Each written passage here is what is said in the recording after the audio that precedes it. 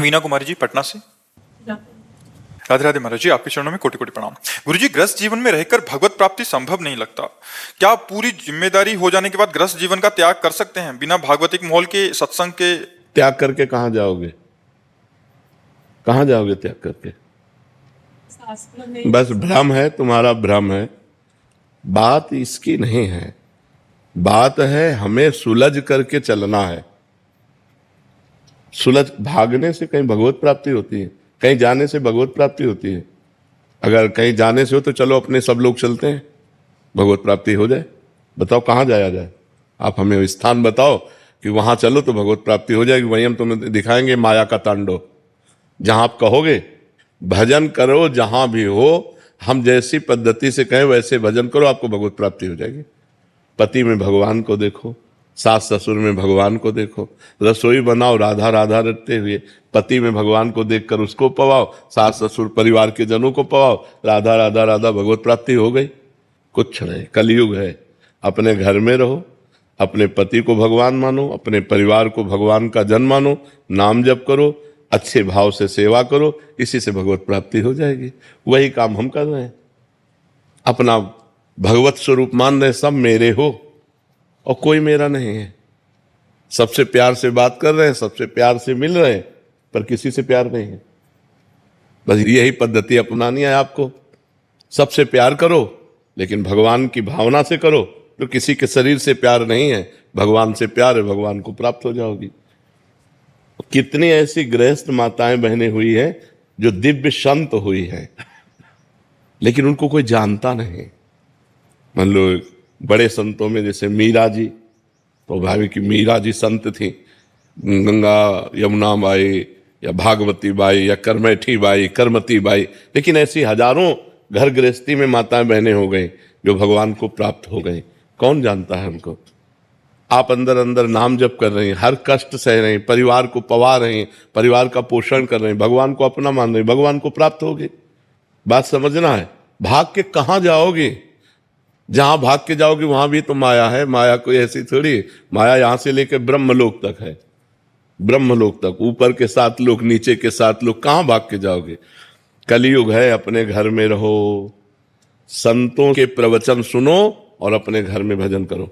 दूरी बना के रहो, वो भी पवित्र रहे, आप भी पवित्र रहो। खूब भजन करो। ये सब नाटकबाजी नहीं, बिल्कुल नाटकबाजी नहीं। नाटकबाजी से भगवान कभी नहीं मिलते हैं। भाई भोजन तो चाहिए ना, वस्त्र चाहिए ना, कहीं रहने को तो चाहिए ना, रहने के लिए किसी का आश्रय चाहिए ना। अब वो कैसा हमारे साथ व्यवहार करे? अपने पति को तो जानती हो ना, अपने परिवार को तो जानती हो ना। नई जगह में जहां जाओगे उसको तो जानती नहीं हो ना, कैसा व्यवहार होगा, क्या वातावरण होगा, क्या हमारे साथ दुर्व्यवहार। बिल्कुल ये सब बाहरी बातें हमें पसंद नहीं।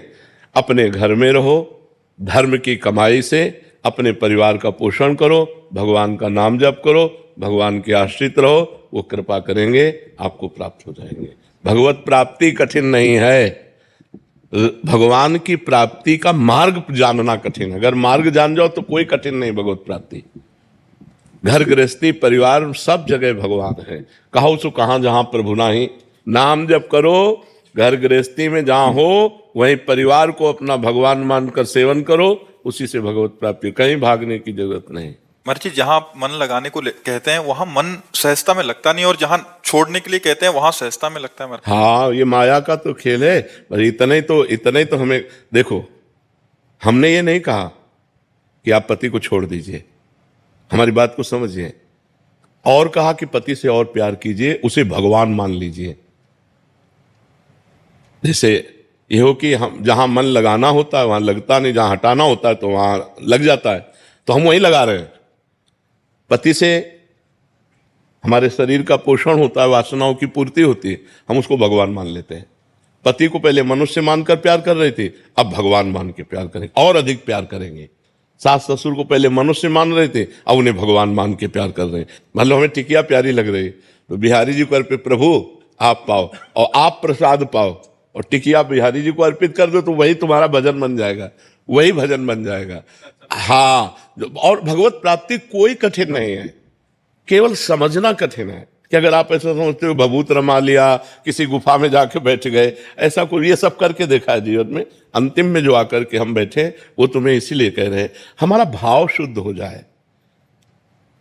जो हम पदार्थ पा रहे हैं अपने पोषण के लिए, वही जब हम प्रभु को भोग, घर में ठाकुर विराजमान कर लो, उनको भोग लगाया, अब सब प्रसाद हो गया। प्रसादे सर्व दुखानाम हानि रस्य उपजायते, वो समस्त हानि और दुखों का नाश करके आनंद प्रदान करे। पूरा घर ठाकुर जी का है। नाथ सकल संपदा तुम्हारी, मैं सेवक समेत सुत नारी, हो गया भजन। राधा राधा राधा राधा, आनंद पूर्वक भजन करो, कोई परेशानी नहीं, कहीं भागने की जरूरत नहीं। दूर से सत्संग सुनो और अपने घर में जाओ और भजन करो। कहीं भी ऐसा कोई आचरण हमसे गलत ना होने पावे, नहीं तो भज चले थे हरिभजनन का औंटे लाख का पास, संसार के मार्ग में वो बहुत गलत, बहुत पाए जान जगत में सब जन कपटी कुटिल कलयुगी टंचु। आप भेष मान करके समझ रहे हैं कि हमारा कल्याण हो सकता है, और हो सकता है कि वहां गलत हो जाए, इसलिए दूरी। धर्म पूर्वक चलो, अपने परिवार से प्यार करो और धर्म पूर्वक कमाओ और खाओ, खूब नाम जप करो। हम भगवान के बच्चे हैं, भगवान को प्राप्त होंगे। भगवान कोई और नहीं है, हमारे प्राण प्यारे हैं, हम उनके अंश हैं, हम उनके पुत्र हैं, हम उनकी संतान हैं, वो हमें जरूर प्राप्त होंगे। पर हम प्राप्त करना चाहें तब ना, हम नाम जप करें, हम धर्म से चलें, पाप कर्म ना करें, बस इतनी बात है। भगवान के प्राप्त करने के लिए कोई कठिनता नहीं। जो सबके दिमाग में बैठ गया है भगवान को प्राप्त करना बहुत कठिन है, कठिन नहीं है। संसार के बुरे कर्म त्याग पाना कठिन है, भगवान प्राप्त करना कठिन नहीं। भगवान तो अपनी आत्मा है, संसार के बुरे कर्म हम नहीं छोड़ पाते, इसलिए कह देते भगवान को प्राप्त करना कठिन है। अगर हम बुराइयां छोड़ दें भगवान के भजन से और खूब परिवार में प्रेम से रहें और सहे कष्ट और नाम जप करें तो भगवान प्राप्त हो जाएंगे। भगवान को प्राप्त होना कोई कठिन नहीं है।